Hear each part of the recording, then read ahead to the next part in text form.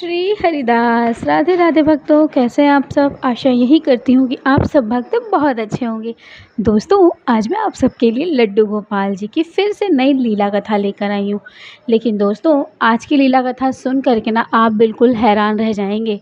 जी हाँ दोस्तों, आज की लीला कथा कुछ ऐसी है जिसे सुन करके आप बिल्कुल दंग रह जाएंगे कि ऐसा कैसे हो सकता है। दोस्तों, अभी तक आपने बहुत सारी लड्डू गोपाल जी की कथाएँ, लीलाएँ सुनी होंगी। लेकिन दोस्तों, ये लीला कथा जो आज मैं आपको सुनाने जा रही हूँ ना, ये बिल्कुल हट कर है और कोई यकीन नहीं कर सकता कि ऐसा कभी हो सकता है। दोस्तों, हम लोग हमेशा यही सोचते हैं कि लड्डू गोपाल जी की सेवा करेंगे, पूजा करेंगे। लेकिन क्या आपको पता है कि लड्डू गोपाल जी का पूजा करना एक भक्त के लिए कैसे श्राप बन गया? चलिए दोस्तों, आज की लीला कथा हम शुरू करते हैं। लीला कथा शुरू करने से पहले अगर आप सब मेरे चैनल पर नए विज़िट कर रहे हैं दोस्तों, तो प्लीज़ सब्सक्राइब करके वीडियो को लाइक ज़रूर करें, शेयर ज़रूर किया करें अपने फैमिली और फ्रेंड्स में। तो चलिए शुरू करते हैं आज की लीला कथा। दोस्तों, आज की लीला कथा मुझे भेजी गई है आजमगढ़ से। दोस्तों, आजमगढ़ की ये लीला कथा है। आजमगढ़ में दोस्तों एक बहुत ही छोटा-सा गाँव है। उस गाँव का नाम है रणवीरपुरा। दोस्तों, रणवीरपुरा में एक परिवार रहता था। दोस्तों, एक परिवार था। उस परिवार में काफ़ी लोग रहते थे। बहुत बड़ा परिवार था। दोस्तों, उस परिवार में हमेशा एक दूसरे में ठीक से बनती नहीं थी लोगों में। परिवार तो काफ़ी बड़ा था, लेकिन कभी एक दूसरे से बनती नहीं थी। कोई प्रेम नहीं था, कोई कुछ भी नहीं था। दोस्तों, ये परिवार बहुत अच्छा था। उस फैमिली में काफ़ी सारे लोग रहते थे, लेकिन वो जो जाति के होते हैं दोस्तों, वो मोदनवाल थे, यानी कि जो हलवाई वग़ैरह होते हैं वो थे। तो उनके यहाँ एक दुकान भी होया करती थी, तो सभी उसी दुकान में काम भी किया करते थे। सारे लोग काम किया करते थे। काफ़ी बड़ी फैमिली थी, सारे मिल-जुल कर रहा करते थे, लेकिन बस लोगों में एक दूसरे से बनती नहीं थी। इसी तरह से दोस्तों कुछ वक़्त बीत गया। उनके घर में एक लड़का आया। दोस्तों, वो लड़का कुछ साल तक तो अपने नानी के घर रहा, यानी कि जिसका नाम दोस्तों श्रेयांश था। श्रेयांश 8 साल का एक बच्चा है। वो अभी तक अपने नानी के घर रहता था। वो कभी भी परिवार में नहीं रहता था, क्योंकि परिवार एक साथ रहते थे। एक फैमिली एक छत के नीचे इतना बड़ा परिवार रहता था। एक जगह सबका खाना बनता था। कितने सारे बच्चे थे। इसी वजह से जो श्रेयांश के पापा थे, उन्होंने अपने ससुराल यानी कि श्रेयांश के नानी के घर श्रेयांश को पढ़ने के लिए भेज दिया था बचपन से ही, क्योंकि गाँव में पहली बात तो स्कूल था नहीं। उसके बाद जो स्कूल था भी, तो वो बहुत अच्छा बच्चे नर्सरी स्कूल जो होता है ना, वो वहाँ पर नहीं था। तो इसलिए उन्होंने अपने नानी के घर मेन सिटी में आजमगढ़ में उनका नानी का घर है, तो वो वहाँ पर गया था पढ़ने के लिए। तो वो अब 8 साल का हो गया था, तो उन्होंने बोला कि ठीक है, अब बच्चे को अब अपने यहाँ बुलाकर यहीं पर पढ़ाते हैं, बच्चा बड़ा भी हो गया है। तो श्रेयांश जब अपने घर आता है तो बहुत खुश होता है, बहुत ज़्यादा खुश होता है। उसके बाद जब श्रेयांश अपने मम्मी के पास जाता है, अपनी मम्मी से गले लगता है, क्योंकि वो काफ़ी साल के बाद यहाँ पर आया था। मम्मी भी बहुत खुश हो जाती हैं, घर के सारे लोग खुश हो जाते हैं। लेकिन कुछ लोग ऐसे थे दोस्तों घर में जो बिल्कुल भी खुश नहीं थे। लेकिन फिर भी उनको उनसे कोई भी लेना-देना नहीं था। दोस्तों, सब एक छत के नीचे रहते थे, लेकिन कभी कोई एक-दूसरे से बोलता नहीं था। इस तरह से काफ़ी समय बीत जाता है दोस्तों। श्रेयांश जो होता है वो लड्डू गोपाल जी की सेवा करने के लिए अपने मम्मी से कहता है कि मम्मी, लड्डू गोपाल जी की सेवा करने के लिए लड्डू गोपाल जी लेकर के आओ। तो उनकी मम्मी कहती है कि बेटा, तुम्हारे दिमाग में अचानक से ये बातें कहाँ से आ गईं कि हमें लड्डू गोपाल जी की सेवा करनी चाहिए। तो उसने कहा कि मम्मी, मेरे जो फ्रेंड्स थे ना वहाँ पर बहुत सारे, तो वो अपने घर के बारे में बताया करते थे कि मेरी मम्मी, मेरे घर में लड्डू गोपाल जी की सेवा होती है। क्योंकि वो बहुत सारे टॉफ़ी लाया करते थे, बहुत सारे चॉकलेट्स लाया करते थे। तो जब मैं उनसे पूछती थी, जब मैं उनसे पूछता था, तो मुझे यही कहती थीं जितनी भी मेरी फ्रेंड्स थीं, उन्होंने कहा कि मेरी मम्मी ने दिया है, ये मेरे लड्डू गोपाल जी को भोग लगा है। तो मैं समझ नहीं पाता था। तभी मेरे वहाँ पर एक मेरे दोस्त ने मुझे बताया कि लड्डू गोपाल जी की सेवा हमारी मम्मा करती है, लेकिन हमें नहीं पता कि कब और कैसे करती हैं। उन्होंने फिर इतना ध्यान नहीं दिया दोस्तों। उन्होंने कहा, हाँ ठीक है बेटा, हम लड्डू गोपाल जी को लेकर आएँगे। लेकिन इसी तरह से 2 से 3 दिन बीत जाते हैं, लेकिन लड्डू गोपाल जी को उनकी मम्मी जो होती हैं वो नहीं लाती हैं। उसके बाद उनकी मम्मी से जब वो पूछता है कि मम्मी, आपने तो कहा था कि हम शाम को चलेंगे लड्डू गोपाल जी लाने, लेकिन आज 3 दिन बीत चुके हैं, आप लड्डू गोपाल जी को लाने के लिए क्यों नहीं गईं? तो उन्होंने कहा कि बेटा मैं लड्डू गोपाल जी को नहीं ला सकती क्योंकि घर इतना बड़ा है, कहीं ठीक से जगह हम लोगों को रहने के लिए भी नहीं है, कैसे भी करके हम 2 कमरे में गुज़ारा करते हैं और फिर हम लड्डू गोपाल जी को लेकर आएँगे तो हम रखेंगे कहाँ? उनको कहा जाता है कि जहाँ पर हम सोते हैं वहाँ पर लड्डू गोपाल जी को नहीं रखा जाता। और तुम्हें तो पता है ना घर में जो मंदिर पूजा घर बना हुआ है, पूजा घर में सबके अलग-अलग भगवान जी रखे हुए हैं। तो तुम ही बताओ कि कैसे हम उनकी सेवा करेंगे? ये सोच कर के जो श्रेयांश होता है वो बहुत ही आश्चर्य में पड़ जाता है कि मम्मी मेरी बात तो सही कह रही हैं। तो उन्होंने कहा ठीक है मम्मा आप पूजा मत करना लेकिन आप लेकर आओ मैं पूजा करूँगी, मतलब पूजा करूँगा। तो उनकी मम्मी ने कहा कि ठीक है, तो लड्डू गोपाल जी को उन लोगों ने घर में बोला कि ठीक है ले आओ। तो उनके पापा से कहा गया तो लड्डू गोपाल जी को वो घर लेकर आए। घर लेकर आए तो बहुत ज़्यादा खुश थे, सब लोग खुश थे लेकिन कुछ लोग परिवार में ऐसे थे दोस्तों जिनका मुँह बना हुआ था, जो बहुत ज़्यादा मतलब गुस्सा किया करते थे, मतलब कहते थे कि यही यही करेगा अब ये बड़ा होकर के, इसके पास कोई काम नहीं है, बस यही सब करे, भगवान, पूजा भक्ति इसी को सिखाने को मिलेगा, मतलब बहुत सारी चीज़ें सुना दिया करते थे। लेकिन जो श्रेयांश की मम्मी थी वो कुछ भी नहीं बोलती थी, वो कहती थी ठीक है बोल दे, जब मेरा बेटा ऐसा कुछ करने ही वाला नहीं है तो मुझे क्यों बुरा लगे, मुझे तो पता है ना कि वो पढ़ाई करेगा, सारी चीज़ें करेगा। फिर इसीलिए वो ज़्यादा कुछ नहीं बोलती थी। इस तरह से दोस्तों कुछ समय बीत गया, उनके घर जब लड्डू गोपाल जी तो अब आ ही गए थे। अब वो लड्डू गोपाल जी को लेकर के श्रेयस दिन-रात अब लड्डू गोपाल जी के पास रहता, उनसे बोलता, उनको हर चीज़ कहता, उनको अपने कंधे पर बैठाकर घुमाता। वो अपनी मम्मी से कहता कि मैं घोड़ा बन जा रहा हूँ, मेरे ऊपर लड्डू गोपाल जी को बिठा दो, मैं उनको घुमा कर आता हूँ। इस तरह की वो अठखेलियाँ लड्डू गोपाल जी से करता था। लड्डू गोपाल जी के चेहरे का मुस्कान देख कर के दोस्तों ऐसा लगता था कि सच में वो भी आज बहुत खुश हैं क्योंकि वो ल मेरे लाला फिर से अपने बालपन में लौट आए थे। वो अपने जो श्रेयस था उसके साथ वो बहुत खेला करते थे, लड्डू गोपाल जी की बातें करना बहुत उसको मतलब बहुत अच्छा लगता था। इसी तरह से दोस्तों कुछ समय और बीत जाता है, काफ़ी वक़्त हो जाता है। श्रेयस यहाँ भी अब स्कूल जाने लगा था। श्रेयस अब बड़ा हो चुका था। लड्डू गोपाल जी की सेवा भी करता था, सब कुछ करता था। लेकिन उनके घर के जो लोग थे ना, उनको ये सब पसंद नहीं था। उनको ये लगता था कि लड्डू गोपाल जी की सेवा कुछ भी करके हम इनकी यहाँ से बंद करा दें क्योंकि हमें नहीं पसंद कि कोई हमें सुबह-सुबह उठाए, घंटी बजाए, पूजा करें। हम अपना-अपना जब भी सो कर के उठें, कम से कम हम अपनी पूजा-पाठ तो कर सकते हैं ना आराम से। दोस्तों यही सब सोचते हुए उन्होंने कहा कि ठीक है, अब मैं ज़्यादा कुछ नहीं कहूँगी, बस इतना ही कहूँगी श्रेयस से कि श्रेयस अब लड्डू गोपाल जी की सेवा ना करा करे। तो वो उनकी मम्मी के पास जाती हैं, उनकी मम्मी से कहती हैं कि तुम लड्डू गोपाल जी की सेवा के लिए उसे मना क्यों नहीं करती? तुम्हें पता है ना वो बच्चा उसके दिमाग पर असर पड़ेगा, वो बीमार हो जाएगा। तभी उन्होंने कहा कि नहीं, ऐसा कुछ नहीं होगा, किसने कहा कि वो बीमार हो जाएगा? भगवान की पूजा करने से भला कोई बीमार होता है? तभी उनकी जो चाची वग़ैरह जो भी थी वो आती हैं, कहती हैं कि अरे नहीं-नहीं श्रेयांश अभी बहुत छोटा है, उसको ऐसे लड्डू गोपाल जी की सेवा करने के लिए ऐसे वो घंटों बैठ कर के ऐसी-ऐसी पूजाएँ करता है, मंत्र जाप करता है, राधा-राधा नाम जपता है और तुम्हें लग रहा है कि ये सिर्फ़ नॉर्मल सी चीज़ें हैं, नॉर्मल कुछ भी नहीं है यहाँ पर। वो ऐसे ही कह कर के चली जाती हैं। तभी श्रेयांश की मम्मी भी सोचती हैं कि सच में मेरा बेटा पूजा तो बहुत करता है और काफ़ी देर-देर तक करता है, वो आखिर कौन-सा मंत्र जप करता है। तब उन्होंने जब श्रेयांश से पूछा तो उन्होंने कहा कि मैं राधा राधा नाम का जप करता है। तो उन्होंने पूछा कि तुम्हें ये सब बताया किसने? तभी उन्होंने कहा कि मैं जहाँ पर जब मैं वहाँ पर रहता था नानी के घर में तो मेरी एक दोस्त थी, उसका नाम शिवांगी था। उसकी दादी हमेशा भागवत सुना करती थी, भागवत कथा सुनती थी, तो वो भी सुना करती थी। तो जो भी बात होती थी वो मुझे आकर के बता देती थी। जब मैं यहाँ आया तो मुझे वही सब चीज़ें याद आने लगी, जो-जो मैं उससे सुनता था वही-वही मुझे याद आने लगी। तो इसीलिए मैं सोचा कि मैं भी लड्डू गोपाल जी के साथ थोड़ी बहुत अठखेलियाँ कर लिया करूँ। तो इसी तरह से दोस्तों उन्होंने कहा कि वो लड्डू गोपाल जी के बारे में इतनी सारी चीज़ें जानते हैं।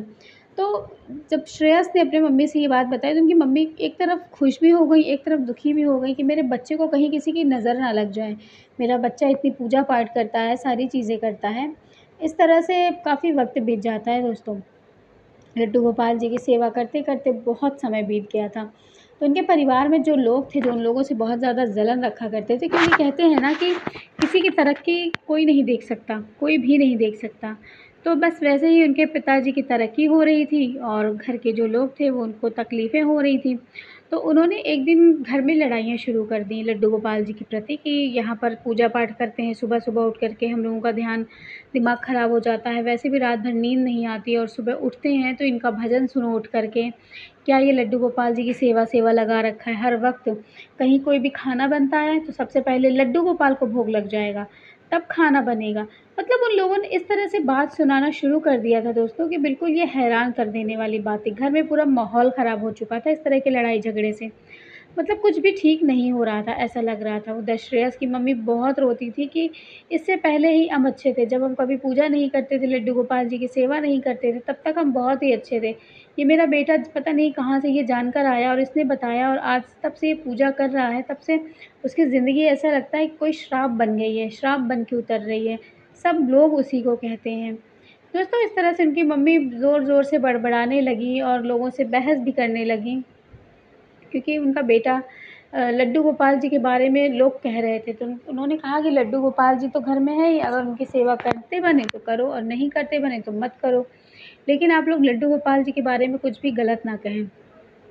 इस तरह से दोस्तों जब सारी चीज़ें मतलब हो जाती हैं, लड़ाई झगड़े शांत हो जाते हैं, तो उनकी जो चाची थी जो श्रेयस की, वो एक दिन श्रेयस के पास आती हैं और श्रेयस से कहती हैं कि तुम्हें पता है जो ये लड्डू गोपाल जी हैं ना, इनको लेकर के पूरे गाँव में सर पे बैठा के घुमाया करो, तब तुम लोग को और लोग भग जानेंगे। श्रेयस तो छोटा था ही, उसे तो इतना नहीं पता था, उसने उस दिन वैसा ही किया।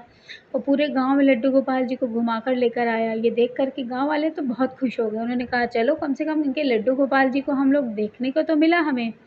उसके बाद उनके जब ये बात श्रेयस को लगा कि हाँ, उसे ऐसा नहीं करना चाहिए था, तब उसे बहुत दुःख हुआ। लड्डू गोपाल जी को पूरे गाँव में नहीं घुमाना चाहिए था। उसके बाद उसकी मम्मी ने उसको डाँटा, बहुत डाँटा, फिर उसने फिर कुछ भी नहीं कहा दोस्तों। उसके बाद श्रेयस फिर लड्डू गोपाल जी की भक्ति में दिन पे दिन बहुत ज़्यादा लीन होता जा रहा था, बहुत ज़्यादा लीन होता जा रहा था। ऐसा लग रहा था कि लड्डू गोपाल जी उसकी ज़िंदगी का एक हिस्सा बन चुके हैं। वो पढ़ाई-लिखाई सारी चीज़ें छोड़ कर के एक जगह पर लड्डू गोपाल जी की सेवा करता, राधा नाम जपता, जो कुछ भी लड्डू गोपाल जी के प्रति होता वो हर चीज़ किया करता था। ये बात उनके पापा को भी बहुत मतलब लग रहा था कि मेरा बेटा पूजा करता था तो ठीक है, लेकिन इतनी ज़्यादा सेवा कर रहा है कि वो कमरे से कभी-कभी बाहर ही नहीं निकलता लड्डू गोपाल जी के। ये बहुत हैरान करने वाली बात थी दोस्तों। उसके बाद कुछ समय के बाद उनके घर ही वाले ने, जो उनकी चाची वग़ैरह थी, उन्होंने कहा कि अब ये लड्डू गोपाल जी की सेवा कर रहा है, ये पागल हो चुका है, इसको पागल खाने को दिखाओ। तो काफ़ी सारे अब घर में कहते हैं ना कि जो मतलब गाँव वग़ैरह होता है, जो यहाँ पर भूत-प्रेत, तंत्र-मंत्र ये सब ज़्यादा चीज़ें मानी जाती हैं दोस्तों। तो उन्होंने कहा कि सेवा बहुत कर रहा है भगवान की, पूजा बहुत कर रहा है, लगता है इसके ऊपर किसी ने मंत्र-तंत्र कर दिया है, इस वज़ह से वह ऐसा कर रहा है, भगवान का नाम हमेशा जपना। उनके माँ-बाप ने भी इतना दिमाग नहीं लगाया और उन्होंने भी कह दिया कि हाँ ठीक है। दोस्तों कहीं बाहर से श्रेयांश को जो बाबा वग़ैरह होते हैं वो झाड़ा लगाने के लिए आए, तो उन्होंने श्रेयांश को एक क्या कहते हैं रस्सी में बाँध कर रखा। रस्सी में उन्होंने बाँध कर के उनको रखा और रखने के बाद दोस्तों उसे बहुत ज़्यादा प्रताड़ित किया गया। यानी कि उसके साथ बहुत कुछ ऐसा किया गया कि वो कुछ बोले, लेकिन एक छोटा 8 साल का बच्चा क्या बोलेगा? लेकिन दोस्तों उनके पापा बहुत रो रहे थे, सामने उनके बेटे के साथ ऐसी हरकतें हो रही थी, उसको बाँध करके, उसको चिल्ला रहा था कि मम्मी मुझे खोल दो, पापा मुझे खोल दो, मैं सिर्फ़ भगवान की सेवा करता हूँ। लेकिन उन्होंने नहीं सुना, क्योंकि घर वाले जो कहते थे वही उनके मम्मी-पापा करते थे और ऐसा हो ही रहा था। सब लोग खुश थे, सिवाय उनके मम्मी-पापा के। बहुत दुःख हुआ, उसके कुछ घंटों के बाद आज़ाद कर दिया गया श्रेयांश को, उस धागे से जो उन्होंने रस्सी वग़ैरह बाँध कर रखा था। उसके बाद उन्होंने कहा कि अब ये ठीक हो जाएगा, लेकिन श्रेयांश हर वक़्त लड्डू गोपाल जी की सेवा करता, पूजा करता, इसी तरह से ऐसा लग रहा था कि वो सिर्फ़ उसका रुख भक्ति की तरफ हो गया है, पता नहीं कैसे और ना जाने क्यों। फिर उनके घर वालों ने उसे बहुत समझाया कि बेटा पढ़ाई भी किया करो, पूजा भी किया करो, पढ़ाई भी किया करो, सब कुछ किया करो। लेकिन केवल पूजा करके तुम मतलब इस तरह से मत करो कि लोग तुम्हें कहने लगें। उसके बाद दोस्तों उनकी जो चाची थीं, उन्होंने एक दिन कहा कि ऐसा करो, ये ठीक तो हो नहीं रहा, इसको हम पागलखाने भेज देते हैं। तो उन्होंने कहा क्यों? तो कहते हैं कि हाँ, इसको पागलखाने भेज देते हैं, वैसे भी ये ठीक नहीं है। दोस्तों उन्होंने उसको पागलखाने भेजने का इंतज़ाम कर लिया, क्योंकि माँ-बाप की तो वो सुनते नहीं थे। सिर्फ़ उनके घर में जो चाचा-चाची थे उन्हीं की चलती थी, क्योंकि उन्हीं उन्हीं का सब कुछ सुना ही जाता था। क्योंकि कोई उनके बच्चे थे और इनके एक ही बच्चे थे और उनके बड़े-बड़े बच्चे थे सारे। तो ये बहुत देर में हुआ था श्रेयांश, तो इसी वजह से ये लोग उनकी बात हमेशा से माना करते थे। आज भी उन्होंने ये बात रोते हुए ही एक्सेप्ट कर ली कि हाँ, मेरे बेटे को अब पागलखाना भेजना है। दोस्तों सारे इंतज़ामात कर लिए गए थे। बार-बार श्रेयांश रोते हुए कह रहा था कि माँ मैं पागल नहीं हूँ, आप कैसी बातें कर रही हैं? आपको तो सारी चीज़ें पता है ना कि मैं भगवान की सेवा करता हूँ। आपने ही तो मुझे लड्डू गोपाल मैंने ही तो आपसे कहा था कि मम्मी लड्डू गोपाल जी लेकर आओ, हम लोग सेवा करेंगे और आप मुझे आज पागलखाने भेजने की तैयारी कर रही हैं। दोस्तों इसी बीच जो असाइलम वाले होते हैं, मेंटल असाइलम वाले, वो भी आते हैं। आने के बाद उन्होंने उनको पूछा, तो उन्होंने कहा कि उनसे पूछा कि बेटा तुम ठीक हो? तो वो कहता है कि मैं ठीक हूँ, मुझे कुछ नहीं हुआ, मुझे कहीं नहीं जाना। लेकिन वो कहते हैं कि अरे नहीं, हर पागल ऐसा ही बोलता है कि मैं ठीक हूँ, हर चोर ऐसा ही बोलता है मैंने चोरी नहीं की, हर पागल ऐसा बोलता है कि मैं पागल नहीं हूँ। तो ये ऐसा है, आप इसको ले जाइए। दोस्तों श्रेयस को ले जाया जाता है। श्रेयस की वहाँ पर उसके साथ क्या हुआ, क्या घटित हुआ दोस्तों, कितने बुरे दिन उसने देखे ये तो किसी को नहीं पता। लेकिन बस लड्डू गोपाल जी की कृपा कहिए या क्या कहिए, वो यहाँ से तो जब गया था तो वो लड्डू गोपाल जी को लेकर के गया था। लेकिन जब वो वापस आया दोस्तों, तो वो पहले जैसा रहा ही नहीं, वो श्रेयस वो था ही नहीं जो श्रेयस यहाँ से गया था। श्रेयस अब बिल्कुल शांत हो चुका था, श्रेयस बिल्कुल किसी से बातें नहीं करता था, जो लड्डू गोपाल जी वो ले गया था, अब वो लड्डू गोपाल जी की तरफ देखता भी नहीं था। लड्डू गोपाल जी उसके साथ घर तो आए थे 2 साल के बाद पूरे, 2 साल के बाद जब श्रेयस लौटा, उसके माँ-बाप से भी उसको मिलने नहीं दिया गया। उसके बाद जब 2 साल के बाद वो लौटता है, तो वो ना लड्डू गोपाल जी को देखता है, ना वो अपने माँ-बाप को देखता है। बस वो कमरे में जा कर के चुपचाप लेट जाता है। बस वो अपनी आँखें बंद करता है, तो उसकी आँखों से आँसू गिरने लगते हैं। पता नहीं उसके साथ ऐसा उस जगह पर क्या हुआ, ये कोई नहीं जानता।